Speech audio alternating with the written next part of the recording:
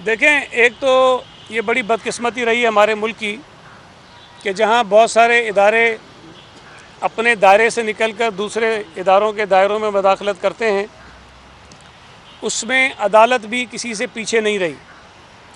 यहाँ इफ्तिखार चौधरी, गुलजार अहमद, साकिब निसार जैसे chief justice जब गुजरे, और भी कई हैं कि जिन्होंने इस मुल्क की जमहूरियत को नाकाबिल तलाफ़ी नुकसान पहुँचाया है, और उन्होंने इस मुल्क के इदारों को कमज़ोर करने में कोई कसर नहीं छोड़ी।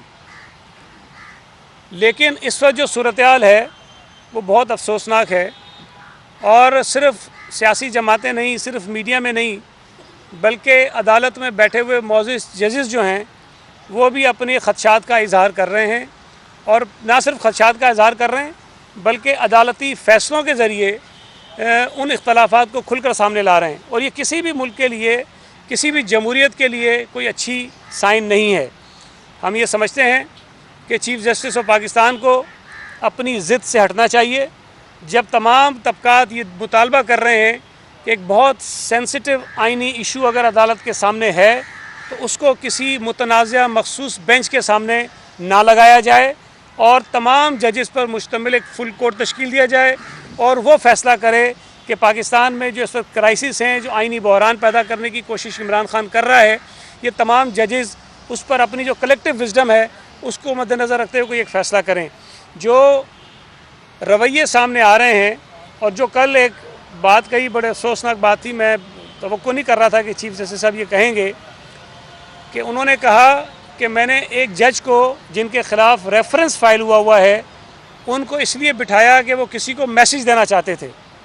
मैं ये समझता हूँ कि जजेस का ये काम बिल्कुल नहीं है कि वो बेंचेस बनाते हुए किसी की मैसेजिंग करें, बेंचेस बनाते हुए किसी को कोई इशारे करें। उनका काम है कि वो इंसाफ फराम करें, आइन और कानून के मुताबिक फ़ैसले करें। अगर किसी जज के ऊपर कोई इल्ज़ामात हैं तो ये अल्लाह करे वो गलत हों, लेकिन ये मुनासिब बात होगी कि उसको किसी बेंच में ना बिठाया जाए और गैर जानिबदाराना तहकीकात करवाई जाए।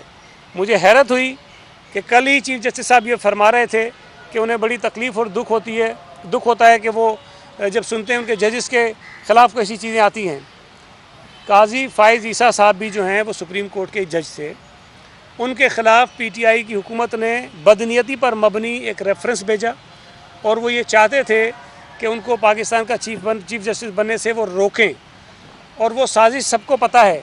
इमरान खान ने कहा कि ये रेफरेंस गलत भेजा, सदर पाकिस्तान कहता है कि रेफरेंस गलत भेजा, उस वक्त की काबीना के मिनिस्टर्स कहते हैं कि ये रेफरेंस गलत भेजा। अब अगर एक चीज़ तय हो गई है कि वो रेफरेंस गलत था, लेकिन उस गलत रेफरेंस के वक्त में चीफ जस्टिस साहब के जो रिमार्क्स थे, जो उनका फ़ैसला था वो कुछ और था। शायद उस वक्त उनके जज्बात वो नहीं थे जो कल उनके जज्बात थे। जिस तरह कल उनको दुख हो रहा था, उनकी आंखों में आंसू आ रहे थे, काजी फ़ाइज़ ईसा के वक्त में लगता है कि ना उनको दुख हुआ ना उनकी आंखों में आंसू आए। ये इस किस्म तरह से चीज़ें नहीं चलती हैं। देखें, अक्सर तो हमने ये कहा, और मैं हम भी तनकीद करता हूँ कि अदालतें मुख्तलिफ़ औक़ात में मुख्तलिफ़ फ़ैसले करती हैं। सुप्रीम कोर्ट का फ़ैसला आपको किसी एक इशू पर एक और कुछ मिलेगा, उसी इशू पर मुख्तलिफ़ वक्त में कुछ और फ़ैसला मिलेगा, ये तो होता रहा है। लेकिन यहाँ पर एक ही जज साहब, उनका फ़ैसला एक ही सिमिलर केस में पहले कुछ था, अब कुछ मुख्तलिफ है। मिसाल के तौर पे जब ये जो लाइफ टाइम बैन लगाने की बात हुई या डिस्क्वालीफाई करने की बात हुई किसी सियासतदान को, उस पर चीफ जस्टिस बंदियाल साहब का मौक़िफ़ कुछ पहले और था, लेकिन वही मौक़िफ़ उनका तब्दील हो गया जब फैसल वावडा का केस आया।